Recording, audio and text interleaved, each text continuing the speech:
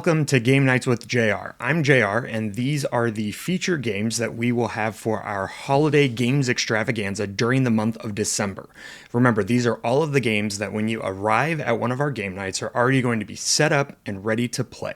And you won't have to read any rule books or anything like that. I mean, obviously you can if you want to, but I'll be there to teach them as we go. So let's dive in because we have some really fun games this month.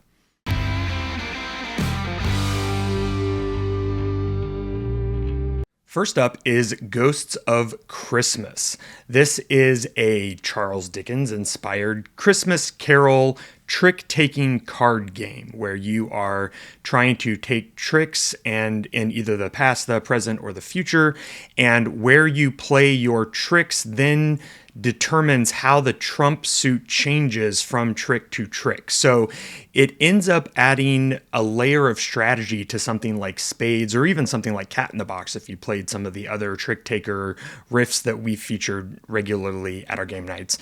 This one's super fun. It was featured at last year's game nights and I liked it so much we're featuring it again.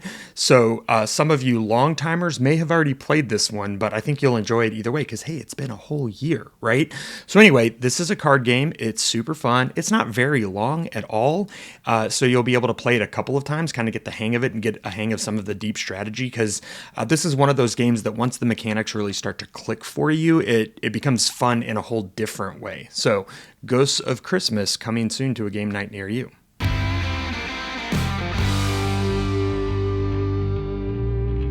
Next up is another one that if you've been to the last couple of game nights, you've probably seen. It's a brand new game called Wispwood. It's one that Tiffany and I picked up at Board Game Geek Con. It's from a Texas game designer, believe it or not, and it is terrific.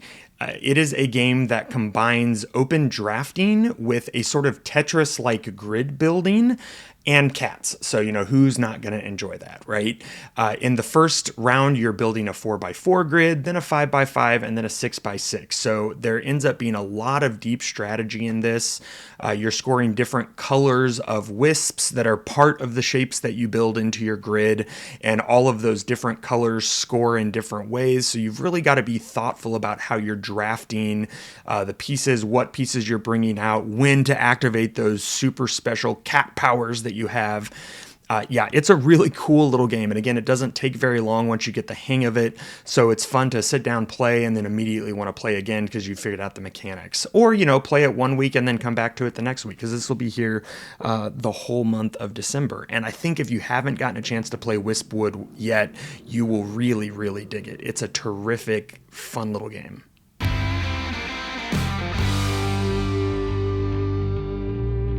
Another brand new game that a couple of you have already been able to get your hands on is Fountains. And I chose this one because I grew up in Kansas City, which is the city of fountains. There's a billion fountains there. And they have a downtown area called the Plaza where a lot of the fountains are. And it's always decorated for Christmas starting the Sunday after Thanksgiving. They do this big thing and there's over 1 million Christmas lights there. And it's super fun to just kind of even go down there and walk around outside of all the shops and, find a mug of cocoa and all of that. Anyway, I know fountains don't immediately read Christmas because you think, oh, cold, ice, fountains frozen. True. But I don't know, for me, fountains have always inspired me to think about Christmas because of where I grew up. And so I thought this game would be a super fun feature. This one is a little bit like Azul in that you're drafting fountain pieces based on moving some pawns around a rondel, kind of a little thing in the middle of your group of playing space, and then you're taking the fountain pieces and building a 3-dimensional fountain that's full of fish and lily pads, and you have to make sure that all of your fountains are actually getting water or they'll get algae in them, which basically just means you can't score and it's gross. And this is a really cool game because you're actually building a 3D fountain and you're actually having to figure out how the water flows. They did a really good job at designing the iconography on the fountain pieces. They're also they're made out of some kind of foam, so they feel really nice when you're holding them. And it just ends up being a really satisfying experience, even without all of the strategy that is involved, which ends up being pretty deep as well. So this is a fun game that you can just kind of enjoy and play and not really pay attention to the scoring because you're enjoying just building a cool looking fountain. Or you can, try to murder your friends and I guess build the best fountain and make them cry when you win the award. I'm not really sure what the story of the game is here, other than it's fun to build fountains. So anyway, Fountains is great. It's a great game. I think you'll really enjoy it, and it'll be a unique and fun addition to the game nights in December.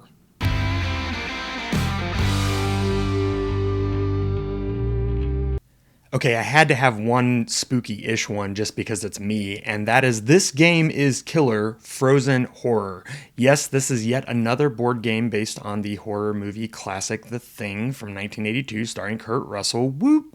And it is a 10-minute long a hidden identity game. What's fun about this one is it's not social deduction like Werewolf or Love Struck or one of those that we enjoy from time to time.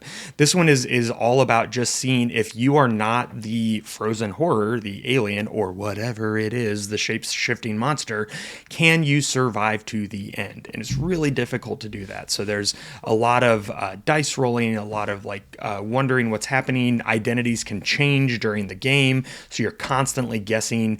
It is a riot. It moves super fast, and you can play it several times in a row, and you probably want to because, probably next time you'll be able to survive a little bit longer. So anyway, this is going to be a good little starter game to get us warmed up in the night, ironically, because it's frozen horror, but I think you'll really enjoy it, whether or not you enjoy spooky movies.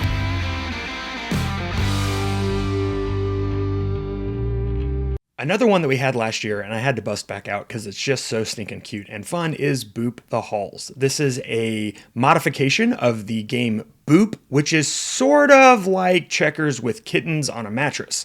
In this one, it's sort of like 3D checkers with kittens on a Christmas tree. Anyway, you're playing as a group of kittens who are trying to get to the top of a Christmas tree.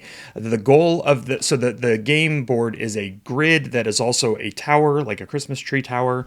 And the goal of the game is to get three of your kittens evolved into cats, and then get 3 cats in a row. But every time you put a cat on the board or a kitten on the board, it boops the other cat. So you have to be very careful. There's a lot of clever movement going on. And then because this is a 3D grid, because it has the tree on it, it adds all kinds of interesting movement dynamics. And of course, because it's cats and a Christmas tree, each player has ornaments that they're trying to keep on the tree, and the cats are trying to, we know this, knock the ornaments off. So there's tons of fun thematic twists in this game that make it really fun if you're a cat lover.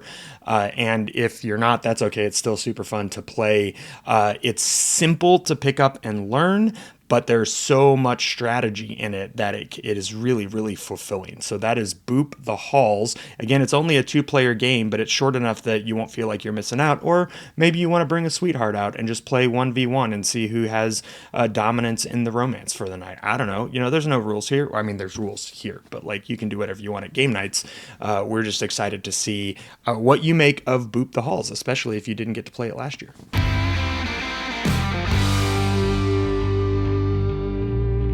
Last but not least, the Quacks of Quedlinberg. Again, it's always worth remembering that Christmas was once upon a time a druidic holiday, and so we love our witches and wizards, and Quacks of Quedlinberg is one of the great witchy games. If you have not gotten a chance to play this one yet, you are a witch or a wizard who has come to a festival in Quedlinberg to compete in a 9-day potion-making festival. So this is a press your luck game where you are building a bag full of potion ingredients. You're drawing them out without being able to see them in advance, and the various colors of ingredients have various potion powers and also point values. The goal of the game is to get as close or as many points as you can without drawing out 8 or more points of garlic, which is your white chip. So if you think about it a little bit like blackjack, 7 is your 21, right? You want to hit 7 on your white chips without going over. And of course, the more non-white chips you add to your bag over the 9 rounds, the lower the probability that you'll draw those white chips out right away. And of course, if you have 7 white points on the board, but you only have a few colored chips out, and you know that there's lots more colored chips in your bag, you can always risk it. It never pays off for me, and that's why I bust most of the time in this game. But Quacks is tons of fun. Again, it's very easy to learn and it's a delightful tactile game to play. You'll want to play it over and over again. It's it won Game of the year it came out. See that? For a reason. It's been well beloved and hugely best-selling since then for every reason you can imagine. And it's one of our patrons' favorite games. So I'm very excited to feature it again in December. And if you have not played it yet, you're going to love it. If you've already played it, then I know you already can't wait to play it again. There you have it. Those are our December featured games. Now, if you saw, hopefully in our emails, we have a couple of other big events happening in December. First of all, we have our first ever Meet Your Maker event where we get to meet the game designer behind the games of Popes and Plagues and Hide the Body. He's going to be with us on site at one of our game nights in December to showcase his games, teach us how to play them, answer questions about designing games and things like that. We're really excited for that. And then, of course, we have a New Year's party that we're partnering with Brick and Bones in Rowlett. On New Year's Eve, we're going to have tons of games. They're going to have tons of food and drink. It's going to be a really, really fun time. And so we hope you can come out to those as well as to our regularly scheduled game nights. You can find all of those in the link to the upcoming events in the description. But I want to say a special thank you to our patrons who make our game nights and videos like this possible. Big shout out to them as well. And I look forward to seeing you at an upcoming game night and gaming with you. Until then, be well.